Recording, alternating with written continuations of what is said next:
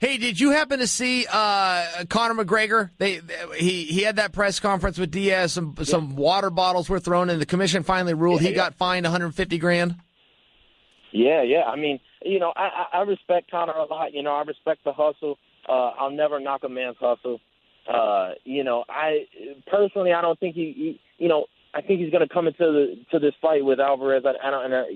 He's coming in it with the wrong mindset. I got to see him train for the second Diaz fight. He trained with one of my really good friends, Juice, who's out here in Vegas. And if I'm getting ready to fight Nate, I'm calling Juice. Like I'm hanging up the phone with Joe, and I'm calling Juice right away. He fights exactly like Nate. He's easy to hit. He's hitting you with these awkward, like weird angled punches. You're thinking to yourself, you're like, okay, I'm gonna catch you next time. And you look up and you lost like half the round.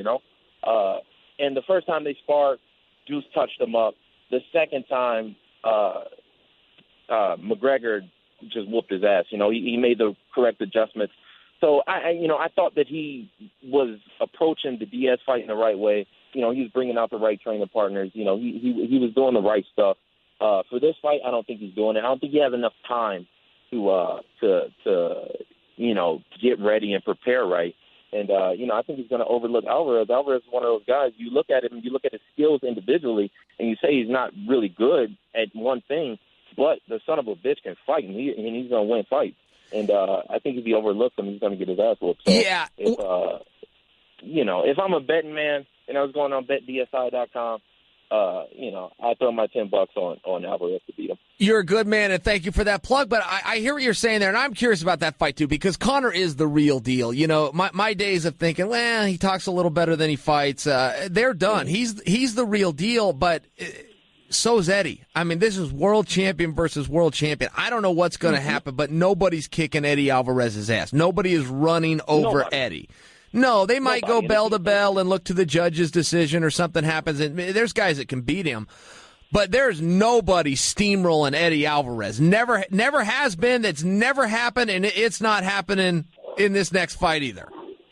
Yeah, I agree with you 100%, and I don't think 6 weeks is enough time for Conor to make those adjustments and build up that gas tank. I think after the first 2 rounds, Eddie's going to wipe the floor with him. Eddie's bigger, stronger. I don't think Conor has the same pop at 155.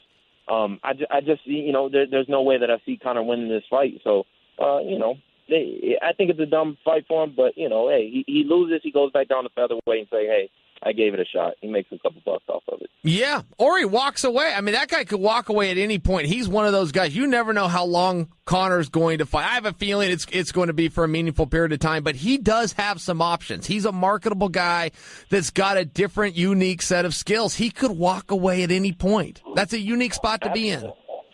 Absolutely. I mean, hey, I'm trying to get to that spot. So, like I said, I don't knock the man's hustle. He for sure, he could. I don't think he's going to do that. I think he's got a little more heart than that, a little more, dignity. But, hey, he could.